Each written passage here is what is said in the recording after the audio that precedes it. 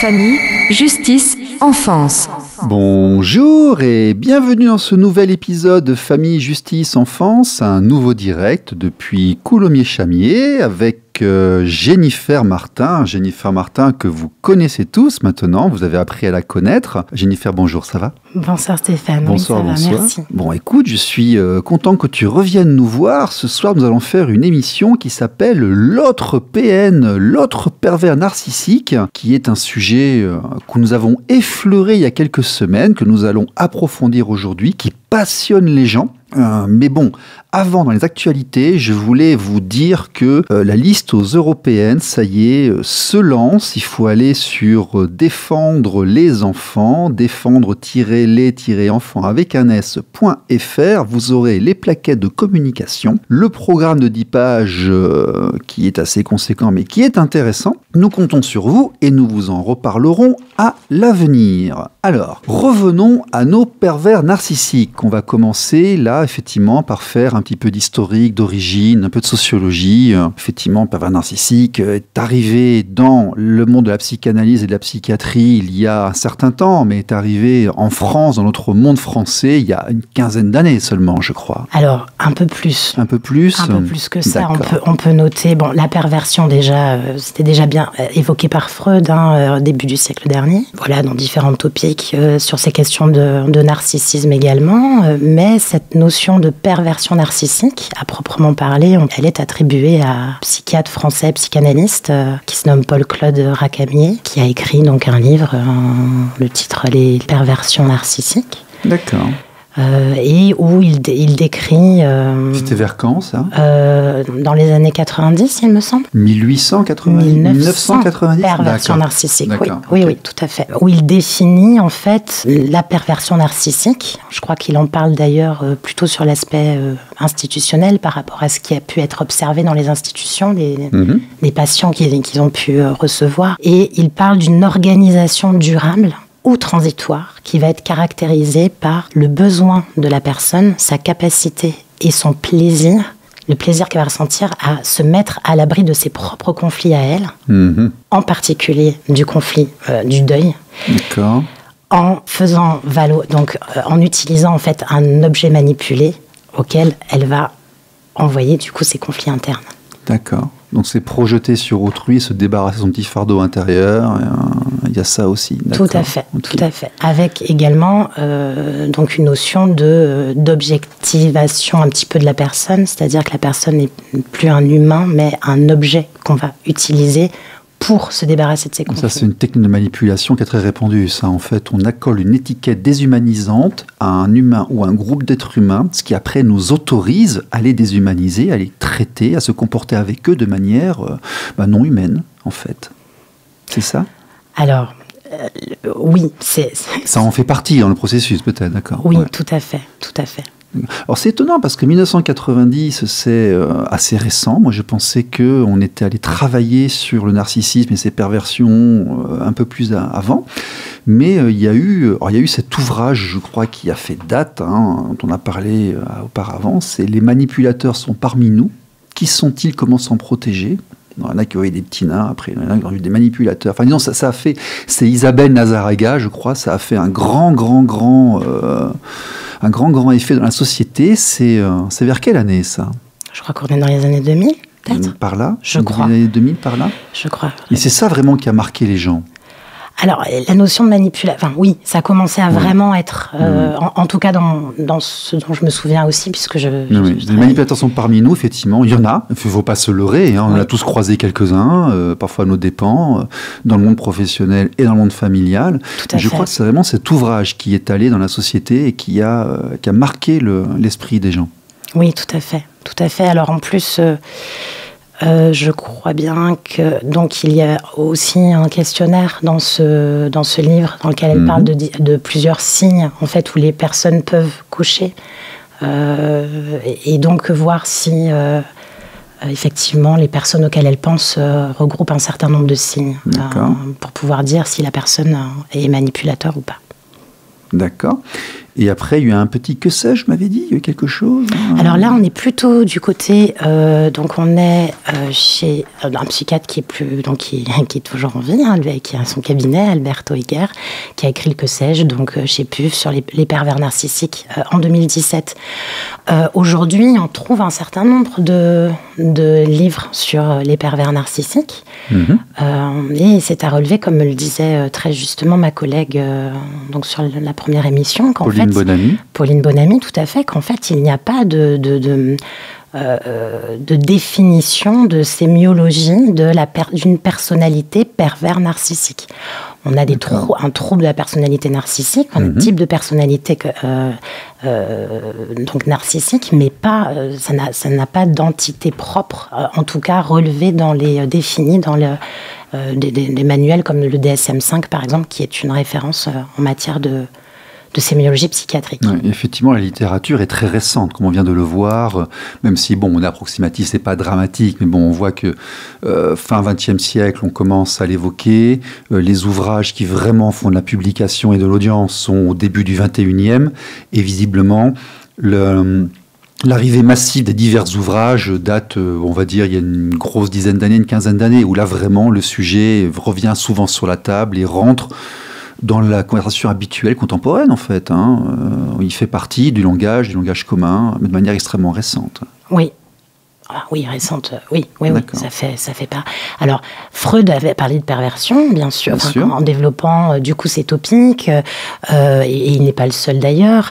Le narcissisme, il en parlait également, quand il développe toutes ces théories, mais la perversion narcissique, c'est vraiment, en tout cas, attribué à Paul-Claude Rakami, donc fin du siècle dernier. D'accord. Voilà. D'accord. RLP. Radio Libre en Périgord. Famille, justice, enfance. Ok. Alors, maintenant qu'on a fait un petit peu cet historique de l'arrivée du terme PN dans notre langage contemporain, on va maintenant aller parler de la relation. La relation, qu'est-ce que la relation, en fait, du point de vue du psychologue, avec cet environnement-là? Vous voulez nous expliquer quelque chose? Dites-nous. Oui, parce qu'on peut tout à fait, comment dirais-je, s'interroger sur comment se manifestent, en fait, les différentes difficultés qu'on peut rencontrer et qui peuvent amener, en tout cas, à parler de pervers narcissiques. Oui, je voudrais vous parler de Déborah, par exemple. Déborah qui a 27 ans, qui est dans une période de mutation professionnelle, de changement important dans sa vie, qui, sollicite chez elle pas mal de peur, de doute, mais en même temps aussi de confiance. Une personne assez solaire, qui manifeste une certaine confiance en soi, mais qui, à ce moment-là, est dans une période assez de doute. Elle rencontre Simon, et donc là, gros coup de cœur. Donc Simon, qui est un homme, peut-être 2 ans de plus qu'elle. Ils se rencontrent dans le cadre d'une soirée et elle est éblouie par cet homme, grand séducteur, très beau, qui ensuite ont commencé une relation qui lui offre tout un tas de cadeaux, qui lui dit à quel point elle est belle, etc. Et à quel point il a besoin qu'elle reste à ses côtés. Et ça va venir, en tout cas, flatter, c'est pas le bon terme, mais en tout cas, ça va venir remplir quelque chose du côté de Déborah et également du côté de Simon. Alors, vous allez me dire, oui, mais tout début de relation peut commencer de cette façon. Oui, c'est bien. C'est la définition d'une relation, d'un début de relation, que d'être chouette. Autrement, surtout lorsqu'elle est amoureuse. Autrement, elle ne serait pas amoureuse. Tout à fait. Là où les choses commencent à se corser pour Déborah, c'est lorsque, dans l'intimité, elle elle se rend compte elle se rend pas compte sur le moment, mais il y a des paroles qui peuvent être assez blessantes, des choses, des reproches, par exemple qu'elle nettoie pas bien la salle de bain, ou que si Simon est en retard à son travail, c'est parce que elle n'a pas fait le café au moment où il fallait. Il commence à y avoir des choses un petit peu comme ça, et en fait, ce n'est jamais la faute de Simon. Et puis, petit à petit, ça peut commencer à toucher à des choses sur le physique. Ça peut commencer, en fait, ce qui est important de comprendre, c'est que le processus dans lequel qui traverse en fait la personne qui est pervers narcissique, c'est qu'elle ne va pas supporter ses conflits internes. Elle ne peut pas supporter ses conflits internes. Donc, elle va avoir besoin de trouver un autre qui n'est pas un autre pour lui, puisque l'autre ne va pas exister, avec ses propres désirs, ses propres besoins et ses propres envies. Et il va pouvoir projeter ça. Une relation objet, en fait, quelque Exactement, part. Ouais. Tout à fait. L'autre n'existe pas, il n'y a pas d'altérité, pour dire les choses. Pas d'empathie, pas de... Voilà. Tout à fait.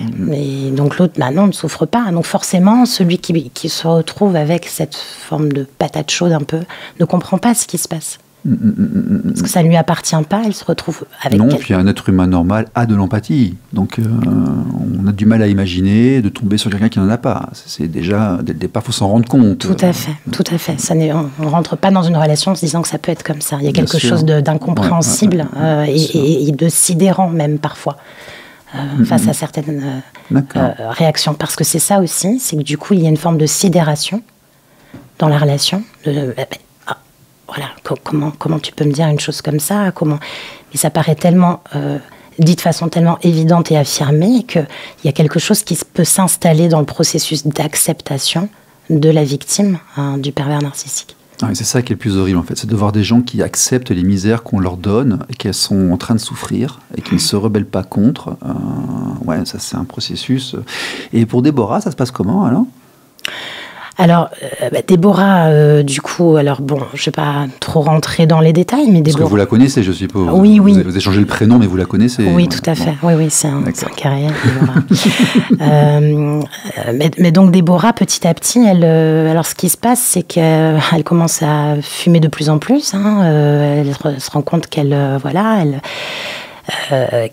perd en fait de sa vitalité, qu'elle perd de sa joie de vivre, alors même que elle a des projets, elle a des belles choses qui l'attendent, et pour autant elle n'arrive pas à s'en réjouir. Elle est en train de se flétrir. En fait. Tout à fait, exactement. C'est exactement ça. Il y a un flétrissement psychique qui ne se voit absolument pas à l'extérieur. Alors, ça ne se voit pas. Le pervers narcissique lui brille. Il est solaire et on ne comprend d'ailleurs pas pourquoi Déborah se flétrit avec un homme comme Simon. Comment peut-on se flétrir avec un homme comme Simon qui est si beau, si gentil, si serviable, si agréable à vivre? Il y a quelque chose qui n'est pas compris. Et ce qui va sauver Déborah, c'est ce que vous avez évoqué en conclusion de l'émission avec ma consoeur, c'est le fait qu'elle va en parler. Un jour, elle va se confier à une de ses amies.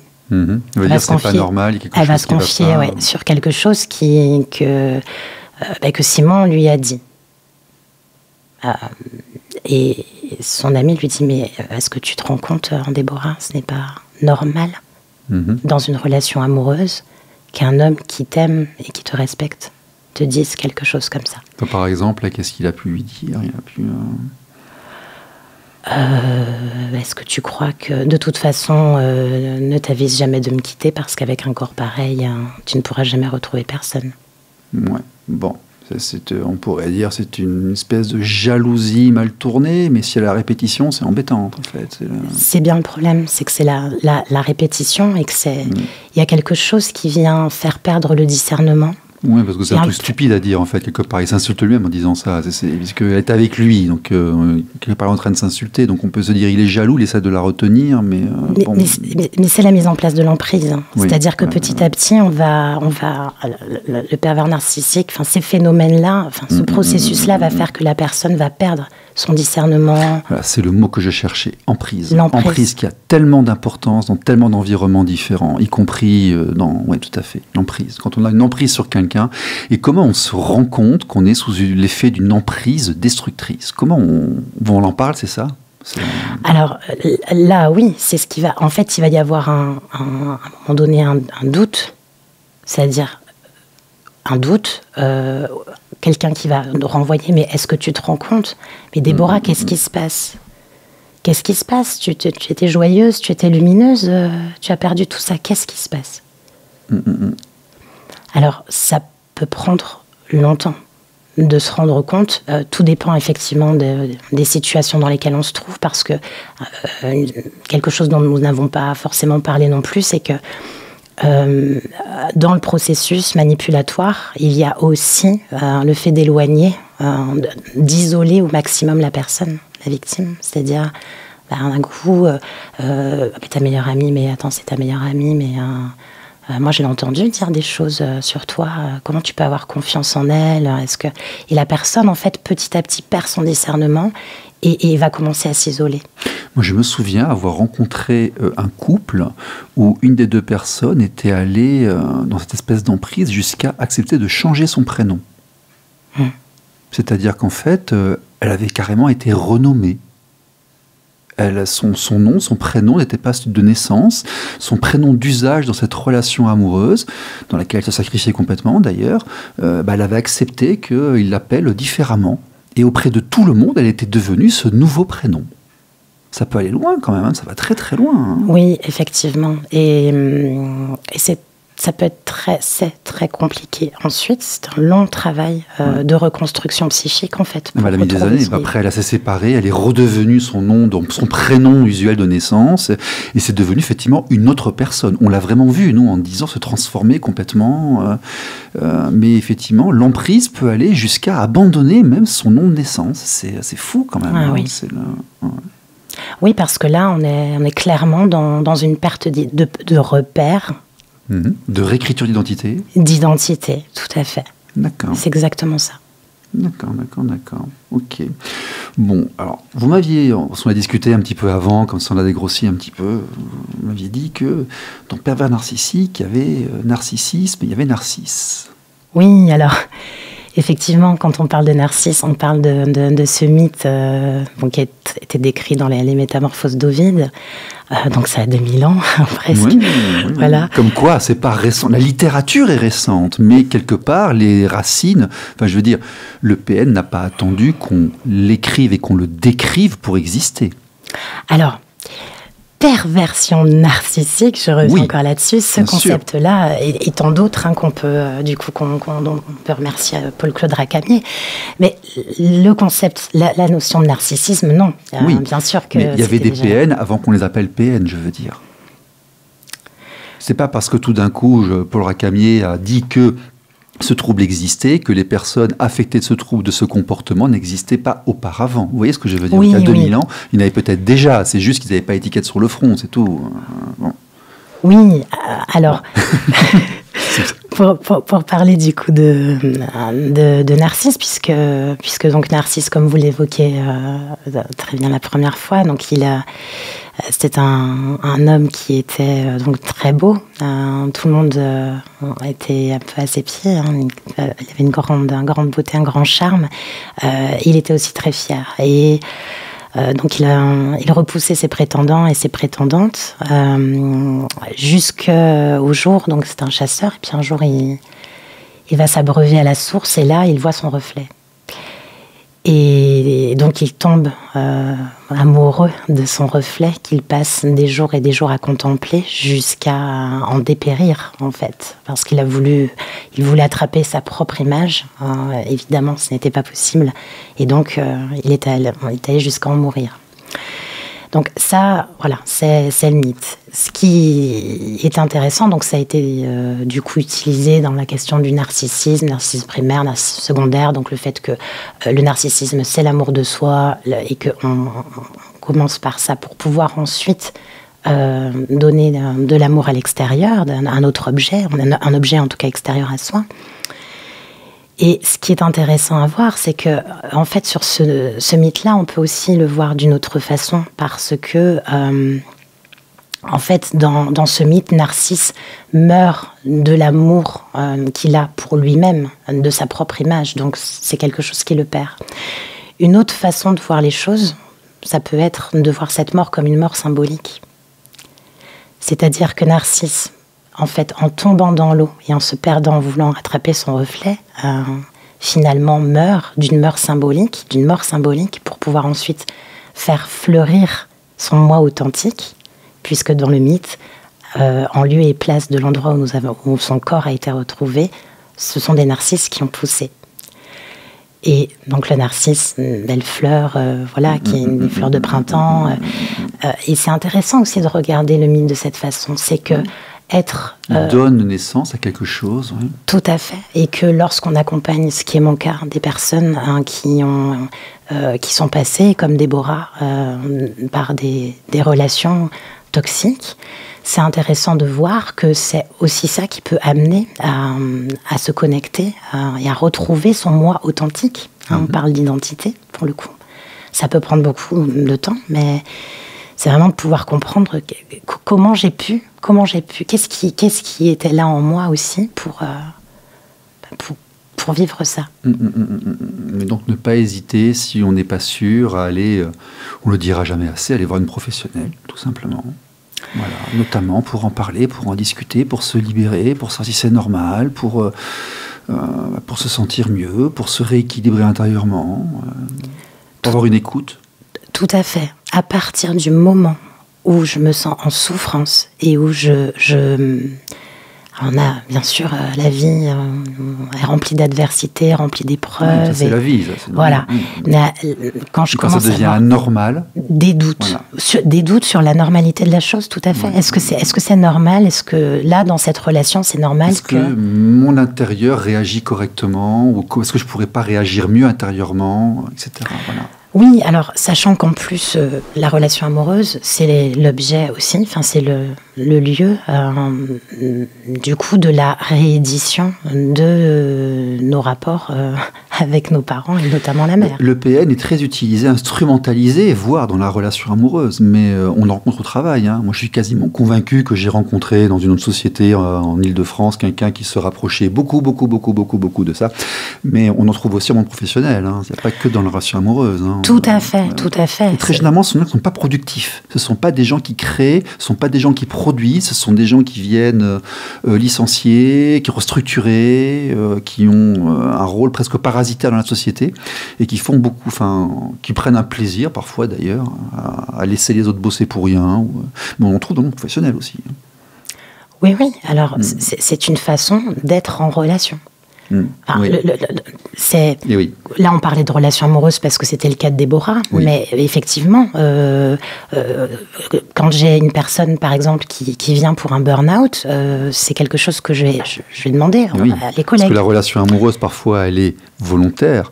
Simplement, la relation, parfois, au travail avec un supérieur hiérarchique un peu timbré, elle n'est pas tout le temps volontaire. Là, par contre, il y a des contraintes, parfois.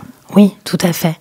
Après, la clinique est très vaste à cet endroit-là. Et là où, quand quelqu'un arrive en me disant « oui, mon patron est pervers narcissique » ou « ma femme est pervers narcissique », je demande toujours « ok, on va regarder ensemble. Qu'est-ce qui vous amène à dire ça? Comment vous le savez ?» Oui. Parce que la clinique est très vaste. Je vois où vous voulez en venir et c'est là qu'on arrive sur notre troisième partie. RLP. Radio libre en Périgord. Famille, justice, enfance. Donc le pervers narcissique, maintenant on va parler de l'autre pervers narcissique, l'autre PN, parce qu'en fait, dire que l'autre est PN, c'est quelque part dire quelque chose sur soi également. C'est quelque part gérer une sorte de relation. Il y a beaucoup d'abus de langage aussi qui sont effectués sur le PN, parce qu'on va accabler quand on veut tuer son chien, on dit qu'il a la rage. Donc il y a aussi des choses à dire sur ce thème-là. Oui, tout à fait. Ce qui est regrettable parce que la perversion narcissique existe parce qu'il y a des personnes qui, effectivement, de par leur histoire, ont cette construction-là. Alors, aussi, d'un point de vue neuroscientifique, on a pu voir que dans le cerveau, il y a des choses qui sont différentes. Mais, donc, ça existe, ces phénomènes-là existent. Les personnes qui en sont victimes existent également, et elles peuvent mettre beaucoup de temps à se reconstruire suite à ça. Le problème, c'est que lorsqu'on banalise ce genre de phénomène, eh bien, du coup, il y a une minimisation de la souffrance des personnes qui en sont véritablement victimes. Alors, quand vous parlez de l'autre PN, et que vous dites on parle aussi de soi, oui, on parle aussi de soi. Et qu'est-ce que je viens de dire quand je dis de l'autre qu'il est ainsi, en fait. Oui, allez-y. Alors, on peut venir dire beaucoup de choses, mais ce que je demande toujours aux personnes que j'accompagne, c'est à un moment donné, parce que la première chose, il me semble à faire, c'est déjà de permettre à la personne de reconnaître sa souffrance et de soi-même en tant que thérapeute aussi reconnaître sa souffrance. C'est le début, mettre un mot sur quelque chose. Voilà, c'est le début de la... bien sûr. Tout à fait. Et dire l'autre est PN, c'est une façon peut-être parfois de dire... Là, c'est l'autre, mais voilà. Oui, mais ce que je veux dire, c'est l'autre est PN, ça peut être une façon de dire, en fait, je souffre. Et je n'arrive pas à dire que je me sens manipulé, je me sens confronté à une ordure, à un salaud, et en fait, la façon de le formaliser va être celle-là. C'est ça, en fait. Oui, tout à fait. D'accord. Confirmé par un certain nombre de choses qu'on retrouve sur les réseaux sociaux, parce que le problème aujourd'hui... Ça, par contre, l'accusation de PN, c'est vrai que ça fait partie maintenant des constantes, ça vole en escadrille, on va dire, il y en a beaucoup. Oui, on serait entouré de PN, et c'est problématique. Alors, oui, des phénomènes manipulatoires, bien sûr. Par contre, de là à aller jusqu'à être entouré de pervers narcissiques, le souci, c'est que ça crée une forme de sentiment de persécution aussi, de se dire... D'anxiété à l'avance aussi. Tout à fait. Tout à fait. Et puis, une forme parfois d'impuissance apprise. C'est-à-dire que, de toute façon, il est PN, donc je ne peux rien faire. Enfin, à part, ne pas... Peut-être on en a parlé, mais présenter mes enfants parce qu'il est PN, ne pas respecter telle ou telle chose parce qu'il ou elle. Voilà, je décide qu'il est PN ou elle est PN, et donc je m'autorise à faire certaines choses que je ne devrais pas m'autoriser à faire, mais comme je l'ai déshumanisé en lui mettant une étiquette actuellement, je peux me permettre ci ou ça. C'est ça, en fait. Oui, et bon, c'est pour ça que c'est important, même lorsqu'on a un doute, se dire, je crois... Oui, on peut se poser la question. Aujourd'hui, on a accès à tout un tas d'informations. On est tous plus ou moins manipulateurs de notre entourage dans une certaine mesure. Bien sûr. Donc c'est le problème, c'est lorsque ça va trop loin, effectivement. Bien sûr. Et que la perversion narcissique, ça parle de quelque chose de particulier. Voilà, c'est pas... c'est clinique, en fait. Oui, ça, on va aussi dire, c'est que vous m'avez parlé de cet article 13 du Code de déontologie des psychologues qui m'intéresse beaucoup, parce qu'on devrait peut-être remarquer, en gros, dans certains endroits, vous nous le rappelez un petit peu, là, peut-être Oui, alors l'article 13 explique que le psychologue est amené à ne donner un avis que sur les situations qu'il peut lui-même évaluer. Alors, ce qui est complexe avec les situations de perversion narcissique, c'est que quand une personne vient et nous explique ce qu'elle vit, on peut comprendre un certain nombre de phénomènes. Par contre, on n'a pas la personne dont il est question en face de nous. Donc, c'est important de garder ça en tête. Et lorsqu'il y a un avis qui est demandé d'une situation qui n'est pas vécue, c'est bien sûr, en tant que psychologue, nous avons la responsabilité de... Le professionnel doit avoir la déontologie, l'éthique du professionnel, et ce n'est pas à lui de donner des diagnostics ou des avis sur des choses qu'il n'a pas lui-même constatées. C'est ça, en fait. Oui, tout à fait. D'accord. Jennifer Martin, écoutez, c'était très bien. On vous trouve comment ? Jennifer Martin, G-E-N-I. J-E-2-N-I, M-A-R-T-I-N, je suis au 33 boulevard Georges Saumond à Périgueux. Tout à fait, voilà. Et puis il y aura vos informations dans le petit podcast YouTube. Merci beaucoup et à bientôt. Merci Stéphane.